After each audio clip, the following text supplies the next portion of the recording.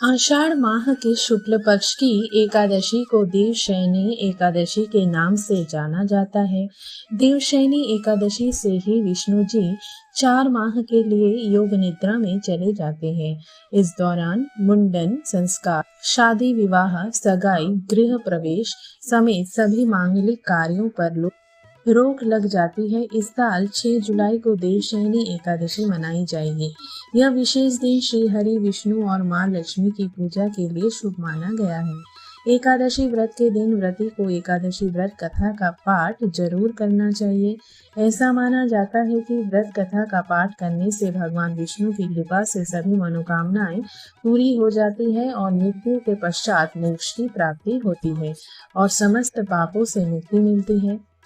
देवशयनी एकादशी व्रत कथा। देवशयनी एकादशी व्रत कथा के अनुसार कथा का वर्णन खुद भगवान श्री कृष्ण ने किया है। शास्त्रों के अनुसार भगवान श्री कृष्ण ने इस वृत्तांत को धर्मराज युधिष्ठिर को सुनाया था।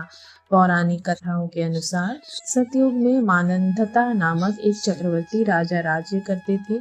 माधंतता के राज्य में प्रजा सुखी थी। एक बार उनके राज्य में 3 साल तक वर्षा नहीं होने की वजह से भयंकर अकाल पड़ा।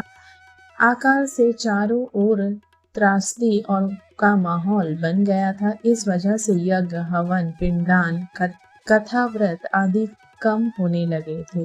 प्रजा ने अपने राजा के पास जाकर अपने दर्द के बारे में बताया।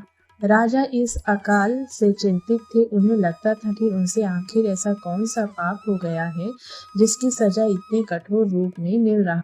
इस संकट से मुक्ति पाने के उद्देश्य से राजा सेना को लेकर जंगल की ओर चल दिए।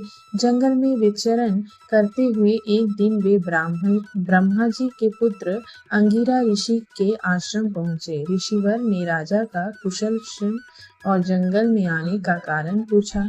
राजा ने हाथ जोड़कर कहा कि मैं पूरी निष्ठा से धर्म का पालन कर, फिर भी मेरे राज्य की ऐसी हालत क्यों है? कृपया इसका समाधान करें।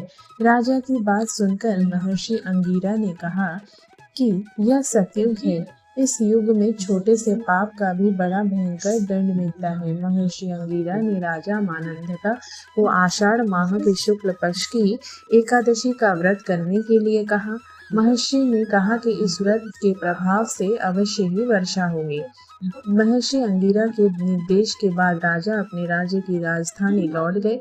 उन्होंने चारों वर्णों सहित पद्मा एकादशी का विधि पूर्वक व्रत किया। इसके बाद राज्य में मूसलाधार वर्षा हुई। ब्रह्मा वैवर्त पुराण में देवशयनी एकादशी के विशेष महत्व का वर्णन किया गया है। मान्यता है कि देवशयनी एकादशी के व्रत से भक्त की समस्त मनोकामनाएं पूरी होती है। ओम नमो भगवते वासुदेवाय नमः।